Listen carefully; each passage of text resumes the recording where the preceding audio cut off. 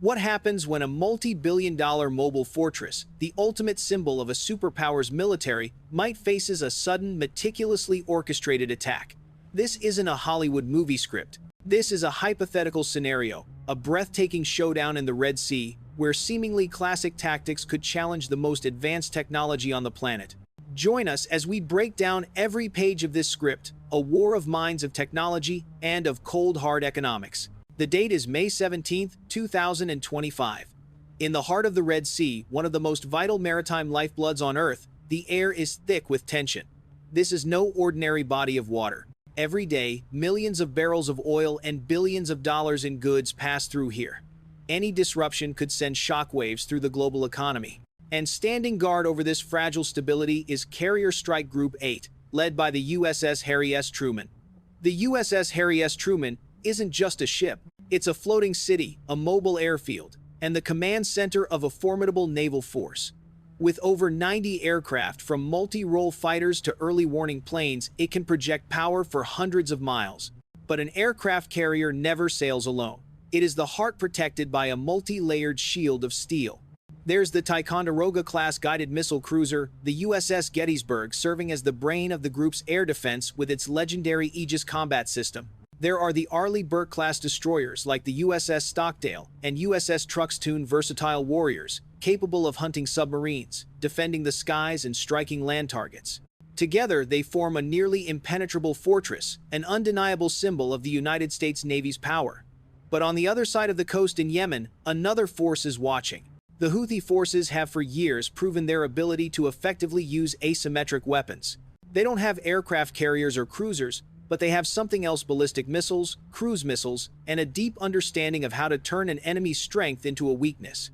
They know they don't need to sink a fleet.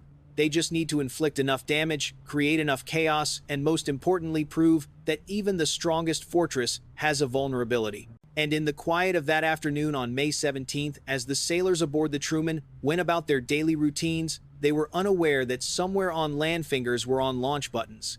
A multi-layered attack plan calculated down to the second was set in motion. The drama was about to begin, and the first role wouldn't be played by multi-million-dollar fighter jets, but by the streaks of fire about to tear across the sky. The confrontation between the high-tech Goliath and the tactical David was about to unfold. Where will the first shot come from, and can the Aegis shield withstand this thunderous blow? That answer comes next. Part 2. The strike from the sky. Testing Aegis. The calm sky is suddenly torn apart. From tens of kilometers high, streaks of fire plunge downward like deadly meteors. These aren't planes, and they aren't bombs. This is the first wave of the attack, the most vicious opening statement: ISAF-BM's anti-ship ballistic missiles, reportedly launched by Houthi forces. Picture this: a metal object weighing tons hurtling down at 3 times the speed of sound. At that velocity, it covers a kilometer every second. This is the opening shot of a multi-layered attack, a classic tactic designed to overwhelm and saturate the world's most modern defense system. Their goal isn't just destruction, but shock, forcing the defense system to reveal its full capabilities from the very first moment. Inside the Combat Information Center of the cruiser USS Gettysburg, the atmosphere is electric.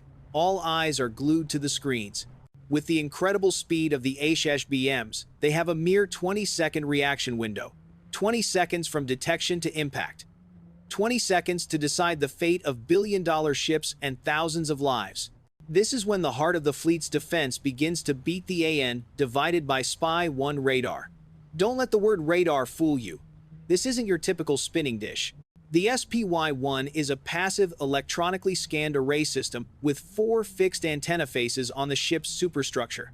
It's the digital brain, the all-seeing eyes of the fleet, capable of emitting and controlling thousands of energy beams, tracking hundreds of targets simultaneously, from aircraft 450 kilometers away to incoming supersonic missiles.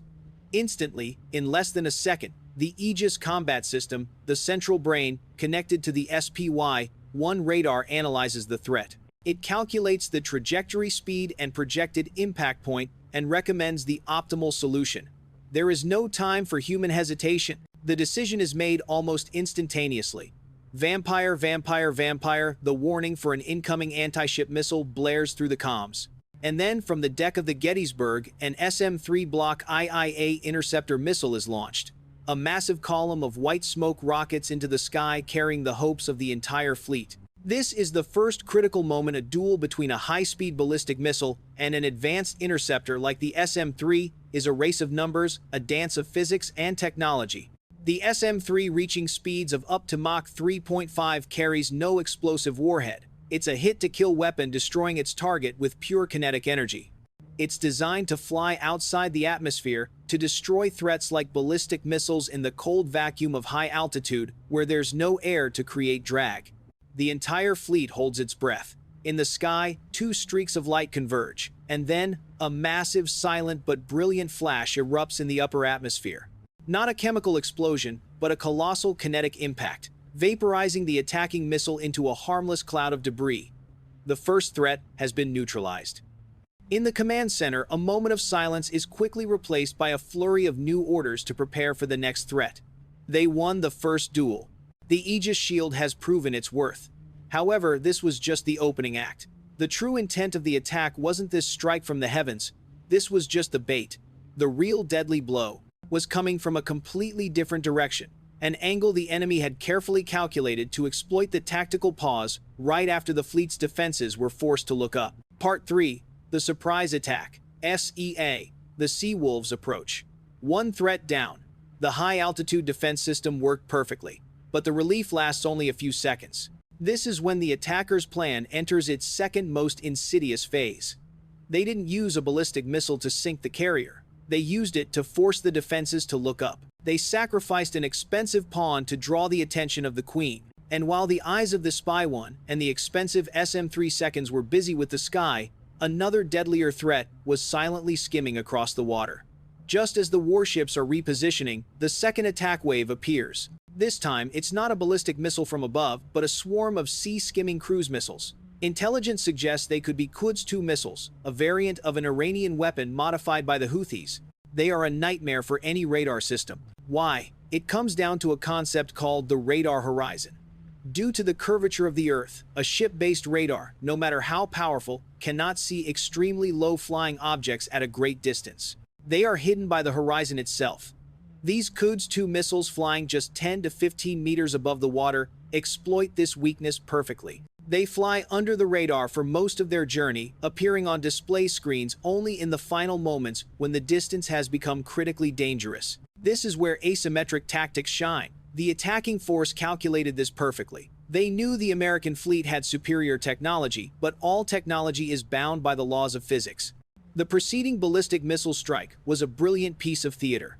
It forced the commanders and computer systems to focus all their attention and resources skyward. The most powerful radar beams were directed up to track debris and detect other potential threats from the same trajectory. During that tactical window, the wolf pack of Quds-2 missiles had quietly closed the distance. Facing a swarm of dozens of cruise missiles approaching from multiple directions, the fleet confronts a terrible dilemma. If they react in a panic, indiscriminately launching expensive interceptors at every new target, they will fall into a trap. A warship carries a finite number of vertical launch system cells. Exhausting their munitions in just a few minutes of combat is a catastrophic scenario, turning a billion-dollar fortress into a defenseless target. Each Quds-2 missile might cost only a few $100,000, but each SM-2 interceptor the fleet is about to use costs nearly $2 million. The attacker is playing a game of economics, trading their cheap weapons for defensive munitions that are many times more expensive. The situation is now incredibly urgent. There's no more time for long-range interception. As with the ballistic missile, the fight has now been dragged into the medium and short-range arenas. Dozens of targets are closing in. One mistake in fire control allocation, one delayed decision, and a missile could get through. With a warhead weighing hundreds of kilograms, a single Quds-2 hit on a destroyer would cause unimaginable damage. The enemy has successfully set the trap. The question now is whether the U.S. Navy will walk into it, or if they have another technological ace up their sleeve to deal with this seemingly impossible scenario. Part 4. The Neural Network. 17S. The power of cooperation. The Sea Wolves are in the open. Dozens of cruise missiles are inbound. A terrifying saturation attack scenario. Launching missiles indiscriminately would lead to running out of ammunition. So how does a group of warships coordinate to create an effective air defense screen without wasting a single expensive missile? The answer lies in a revolutionary technology, something akin to the fleet's neural network, the Cooperative Engagement Capability, or CEC. Think of CEC like this: without it, each ship fights alone. It can only engage what its own radar eyes can see. A ship's view might be blocked by another ship, or a target might be outside its effective scan volume. But with CEC, everything changes. The entire fleet becomes a single integrated organism. CEC allows all the warships, and even the E-2 Hawkeye early warning aircraft circling above, to share their raw radar data with each other in real time. This creates a single, unified, and incredibly precise picture of the battlefield. The eyes of one ship become the eyes of the entire fleet. The destroyer USS Stockdale to the north might see an incoming missile but be in a poor position to fire.